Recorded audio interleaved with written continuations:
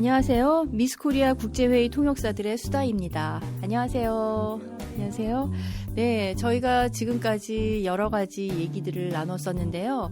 오늘은 저희 이제 아무래도 저희가 미스라는 이름을 걸고 하는 거기 때문에 저희가 어떻게 통번역 교육을 시키는지, 어떤 교과 과정이 있는지 전체적인 말씀을 한번 드리고, 그리고 다음 회차에서는 순차 통역에 대해서, 그리고 동시 통역에 대해서, 그리고 번역 교과 과정에 대해서 한 주씩 한번 나눠볼까 생각을 하고 있어요.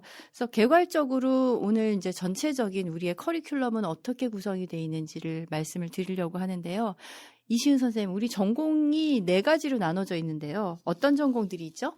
예, 크게 저희가 일단은 동시 통역을 중심으로 해서 이제 회의 통역에서 통역을 맡게 되는 동시 통역 전공, 그래서 MACI, Master of Conference Interpreting이 있고요. 그 다음에 순차 통역을 이제 주로 하게 되죠. 이거는 MATI라고 저희가 이제 줄여서 부르는데 Master of Translation and Interpretation이 되겠고, 그 다음에 이제 번역 중심으로 공부를 전공을 하시는 분들은 MAT, 그래서 Translation이고요. 그 다음에 그 외에 저희가 그 MATLM, 그 다음에 LM 트랙이 있습니다. 그래서 그 로컬라이제이션을 주로 공부를 하는 트랙인데요. 그 중에서도 로컬라이제이션만 하는 LM 트랙이 있고, 또 로컬라이제이션 하면서도 자기가 관심이 있는 언어를 가지고 이제 번역까지 거기다 곁들여서 같이 이제 공부를 하는 트랙은 그 TLM이라고 저희가 이제 이렇게 부르고 있습니다. 네, 그래서 크게 4가지 전공으로 나뉘는데, 뭐 통번역에 관심이 많으신 분들은 뭐 국제회의 통역, 동시 통역, 순차 통역이 무엇인지는 아마 대충 다들 알고 계실 줄 알고 있는데, 아마 로컬라이제이션 매니지먼트 부분은 조금 생소하지 않을까 싶은데, 샘 선생님, 로컬라이제이션이 뭐죠? 좀 간단하게 설명해 주실 수 있을까요? 네, 로컬라이제이션을 우리말로 하자면 이제 현지화라고 번역할 수 있는데요. 어떤 제품, 예를 들어서 영화나 뭐 책 아니면 어떤 홍보 자료를 다른 언어로 번역할 뿐만 아니라 그 시장과 그 문화에 맞게 약간 콘텐츠도 약간 바꾸면서 그 시장에서 잘 먹힐 수 있도록 바꾸는 것이 로컬라이제이션입니다. 네, 지금 아주 간단하게 설명을 해드렸는데요.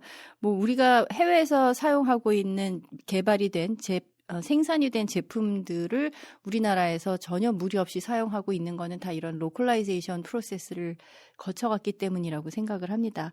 자, 그러면 우리 이제 본격적으로 교과 과정 전공별로 한번 나눠서 얘기를 해볼 텐데요.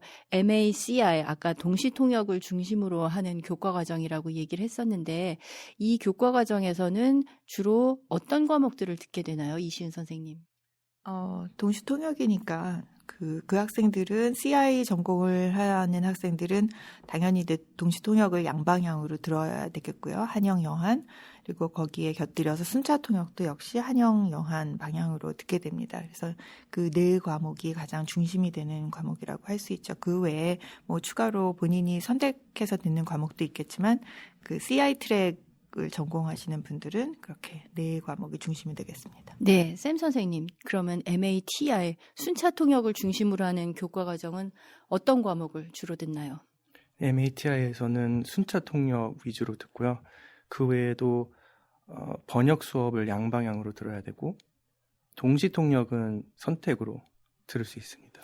예, 선택이긴 한데 전제 조건이 있죠. 그러니까 저희 교과 과정의 특징은 진행형이라는 프로그레시브한 교과 과정이기 때문에 전 학기에 그 선수 과목, 필수 과목들을 반드시 통과를 해야지 그 다음 학기에 그거에 이어지는 과목들을 들을 수가 있는데, MATI 순차 통역을 전공으로 하는 학생 중에 동시 통역 과목을 전 학기에 들었는데 그 학생이 만약에 통과를 했으면 그 동시 통역 과목을 선택 과목으로 들을 수 있는 거죠. 전공 필수로 듣는 것은 아니고, 이게 좀 학생이 아닌 분들은 아마 이 과정이 좀 복잡할 것 같은데, 기본적으로 순차 통역 MATI를 하는 학생들은 번역과 그리고 순차 통역 과목을 양방향으로 다 듣는다고 알고 계시면 될 것 같아요.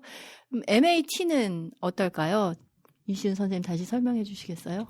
뭐 번역이죠. 주로 이제 번역을 전공으로 하는 교과 과정이기 때문에 번역을 양방향으로 듣는데 그 T전공인 학생 같은 경우는 이제 번역을 양방향으로 들으면서 2학년이 되면 전공을 정하게 되면 4학점씩 이제 듣게 됩니다. 그래서 뭐 나중에 저희가 이제 번역 교과 과정을 집중적으로 설명할 때 그 자세히 말씀을 드리겠지만 다른 뭐 CI나 아니면 TI를 하는 학생에 비해서 번역 수업이 훨씬 더 많아지는 거겠죠. 네. 네, 그럼 마지막으로 TLM 과목들은 어떤 것들이 있을까요? 샘 선생님? 네, TLM 저희가 사실 저희는 이제 TLM 네. 과목을 가르치지는 않기 때문에 저희가 이제 구체적으로 하나하나 세세하게 알지는 못하지만 아마 이제 기술 부문 관련해서 Localization Management라는 제목의 수업이 있고 그다음에 CAT 수업이 있는 걸로 알고 있어요. CAT은 뭐의 약자인가요, 샘 선생님? 네, 컴퓨터 에이드 트랜slation 하고요. 그러니까 그 기기의 도움을 받으면서 번역을 한다 이런 개념으로 캣 툴 예를 들어서 트라도스나 mem소스라는 이렇게 캣 툴을 사용해서 번역을 합니다. 이게 캣 툴이 뭐가 좋냐면 예를 들어서 비슷한 문장을 이미 번역해 놓은 상태이면 그 비슷한 문장을 옆에 이렇게 띄워서 전에 이렇게 번역했는데 이것을 다시 사용할 것인가 이렇게 제안을 해줍니다.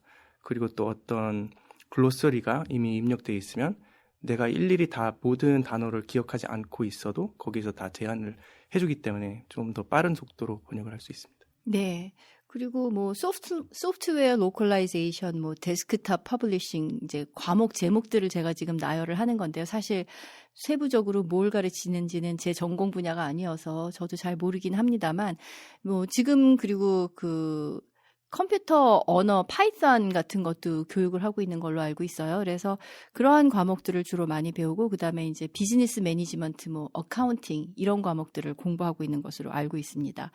그러면 학생들이 어떻게 전공을 선택을 하게 되나요? 보통 이제 지원을 할 때 본인이 희망하는 전공을 써넣기는 하거든요. MACI 전공 희망자, MATI 전공 희망자 이렇게 써넣기는 하는데 구체적으로 전공이 확정되는 시기가 2학년 올라가는 시점이죠. 그죠?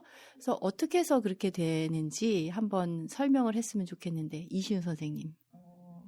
그 1학년에서 2학년으로 올라가는 시점에 저희가 이제 1학년 2학기 때는 여러 가지 과목을 이제 학생들이 다 이제 듣게 되죠. 그래서 보통은 뭐 번역 수업이나 순차 수업 그리고 1학년 2학기 때 시작하는 동시 통역 수업도 뭐 관심 있는 학생들이 통역에 관심 있는 학생이라면 이제 다 듣게 됩니다. 들어보고 그 다음에 이제 기말고사에서 그 통과할 수 있는 점수를 받은 학생들의 하나요.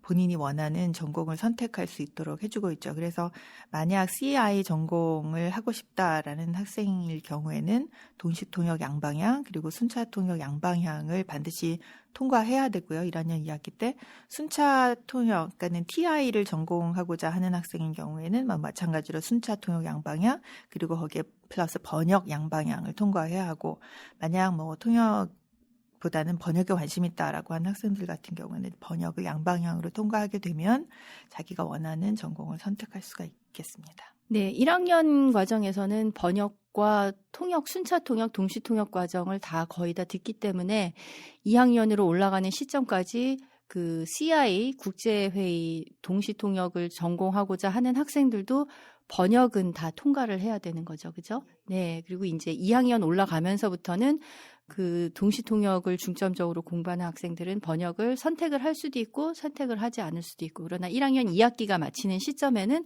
반드시 번역 수업을 다 듣고 통과를 해야 되는 거죠.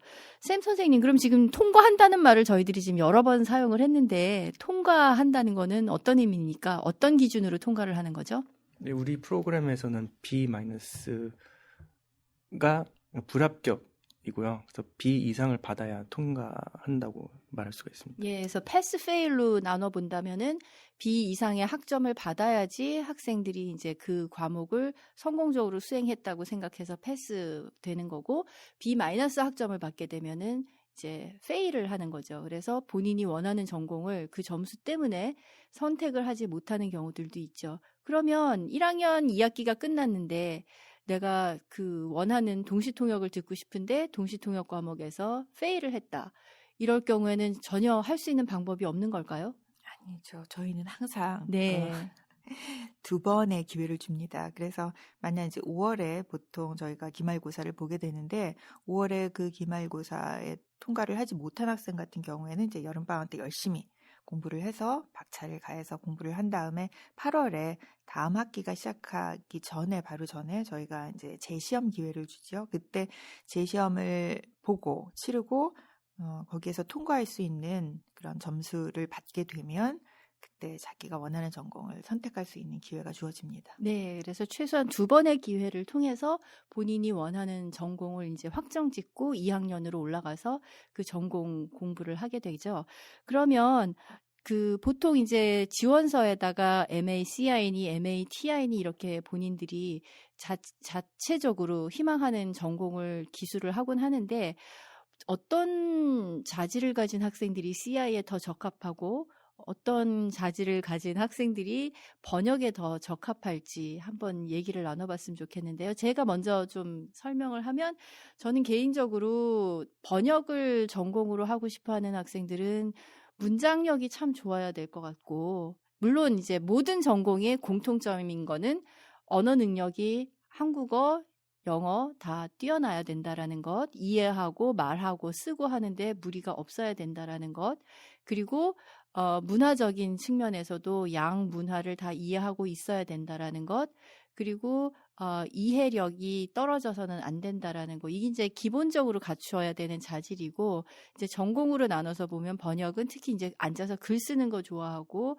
그리고 문장력이 많이 뛰어난 그런 사람들이 하면 좋겠다고 생각을 하는데요.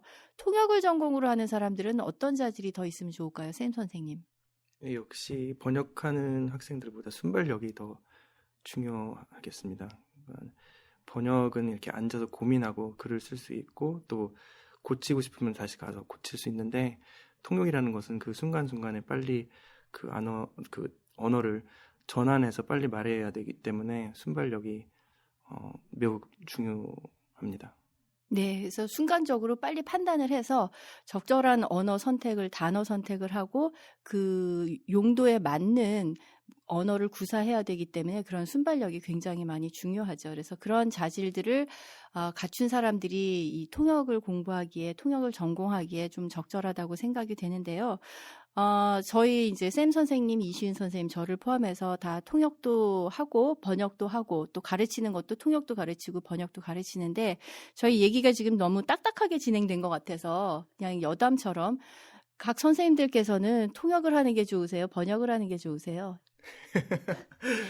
이시은 선생님, 샘 선생님 먼저 말씀하실래요? 네, 장단점이 있죠.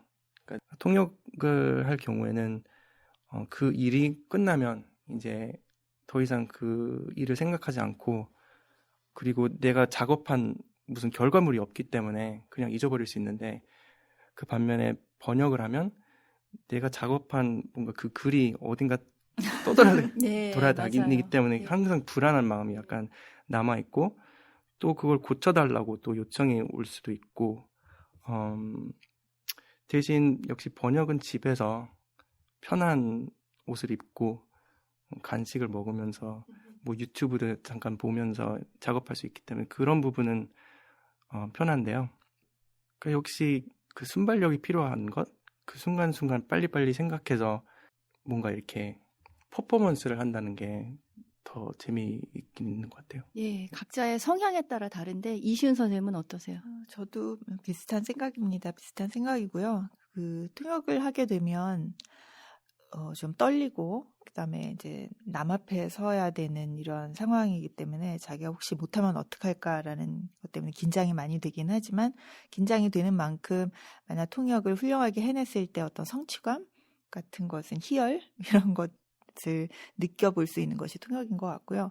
번역은 뭐 샘 선생님 말씀하신 것처럼 이제 편하게 언제 어디서나 할 수 있는 제 생각에는 뭐 나이와 상관없이 제가 이제 많이 나이가 들어서 이제 남 앞에서 어디 다니면서 통역하기 힘들어지는 나이가 되더라도 집에서 많이 제가 호할머니가 돼서 계속 이 번역이라는 건 할 수 있지 않을까라는 생각이 들어요. 그리고 더더군다나 또 이 순발력이라는 게 젊은 사람들이 오히려 순발력이 좀 뛰어나고 나이가 들면서 순발력이 떨어지는 경향도 없지 않기 때문에 그런 면에서는 번역은 좀 뭐 평생 동안 자기가 즐길 수 있는 직업이 아닌가 생각됩니다. 네.